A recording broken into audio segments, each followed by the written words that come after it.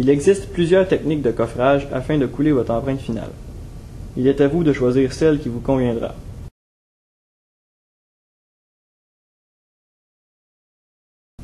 Voici la première technique avec la cire à coffrage. Vous aurez besoin de votre brûleur Bunsen, de la cire utilité, de la cire collante, de la cire à coffrage, un couteau de laboratoire et de la pierre jaune.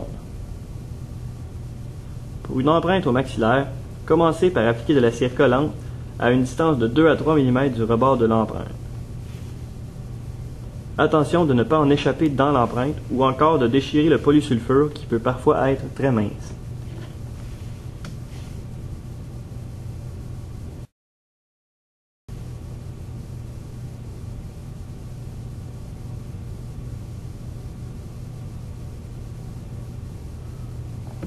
Réchauffez ensuite la cire utilité et formez une galerie en l'appliquant sur la cire collante. Elle devrait avoir 3 mm de large.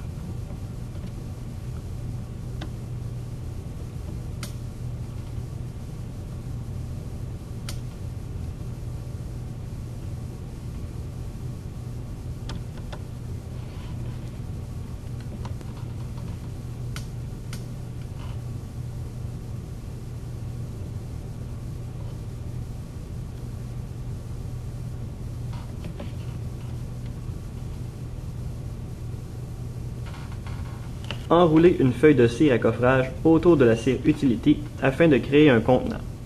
Tous les joints doivent être scellés à la cire chaude afin de prévenir une fuite de pierre lors de la coulée.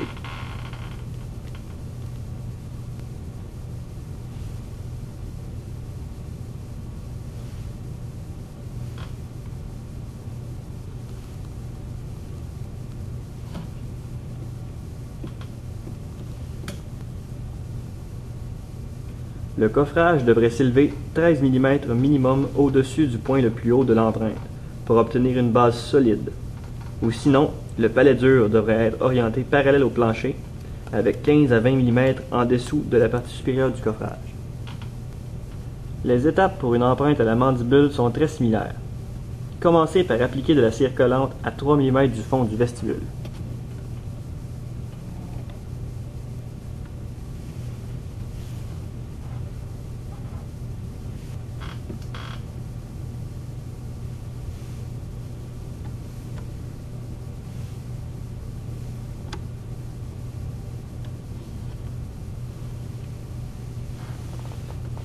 Appliquez la cire utilité pour former la galerie. Elle devrait avoir 3 mm à l'avant et 6 mm au distal des coussins rétromolaires afin de renforcer cette partie du modèle.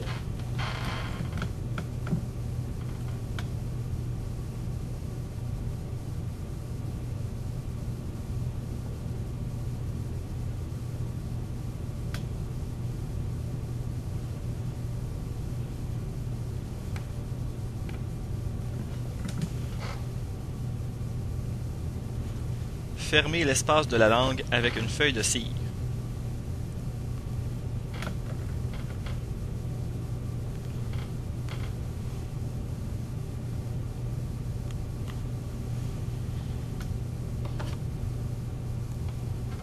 Placez ensuite une feuille de cire à coffrage pour former un contenant et scellez les joints avec de la cire chaude.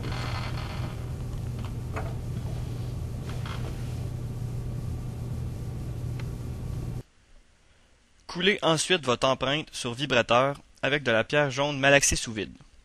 Commencez à une extrémité et faire glisser la pierre pour recouvrir toute l'empreinte. Vous ne voulez absolument pas rater la coulée de l'empreinte finale car vous n'avez qu'une seule chance.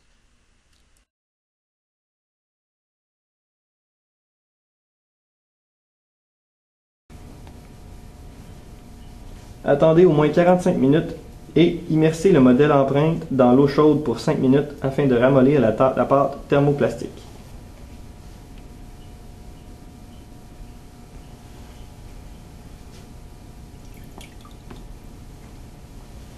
Démoulez votre empreinte.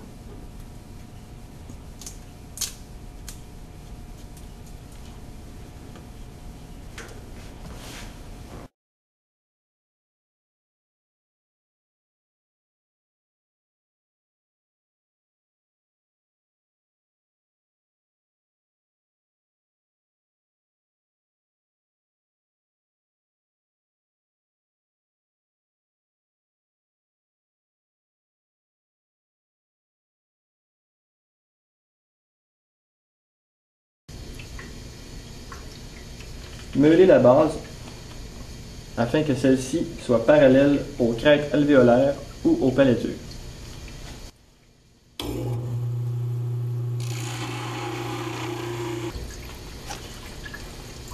Assurez-vous ensuite d'avoir un modèle d'environ 15 mm de hauteur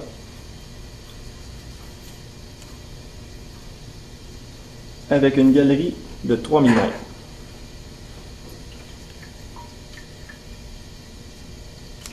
Meulez la hauteur de la galerie avec une fraise ou un couteau de laboratoire à 2 ou 3 mm.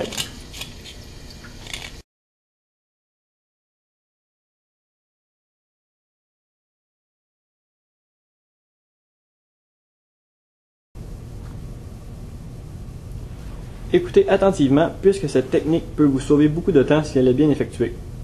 Vous aurez besoin d'un crayon, d'un mélange de pierre ponce et de plâtre avec un ratio 2:1, d'une spatule, de la cire à coffrage, votre brûleur Bunsen, de la vaseline et de la pierre jaune pour couler votre empreinte. Mélangez vos portions de pierre ponce et de plâtre avec de l'eau chaude.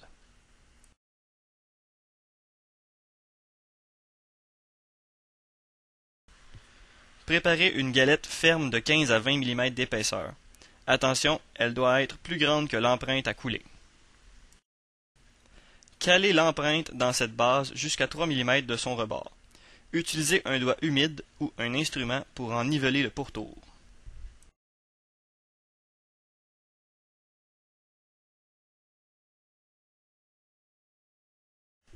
Lorsque la base est durcie, taillez le contour à 3 mm de largeur.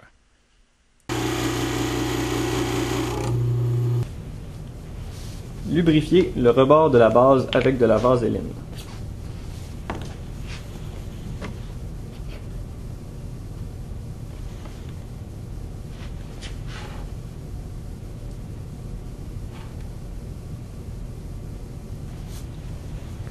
Coffrez le tout avec une feuille de cire à coffrage.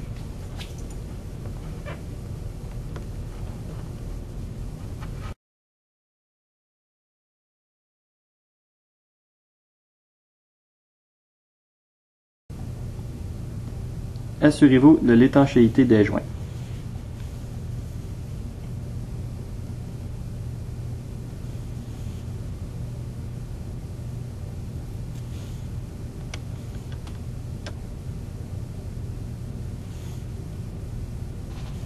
Faire une marque horizontale à l'intérieur du coffrage à 13 mm au-dessus du point le plus élevé de l'empreinte.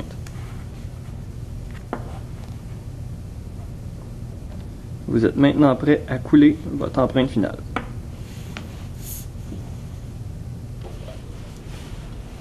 Utilisez cette technique seulement si vous êtes à l'aise avec ce matériel, puisqu'elle risque de vous apporter de sérieux ennuis si elle est mal effectuée.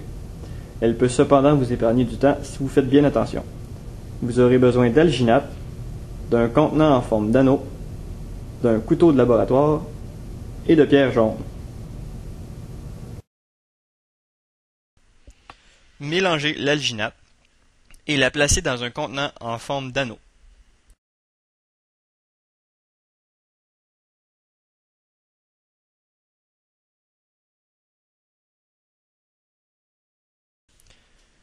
Vous pouvez ensuite caler l'empreinte dans l'alginate. Attention, si le mélange est trop liquide, il risque de déborder sur l'empreinte.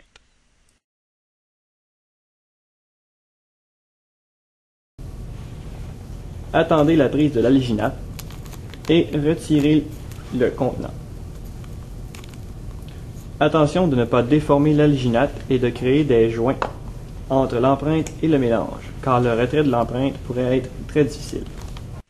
Découpez l'alginate 3 mm plus haut que la périphérie de l'empreinte.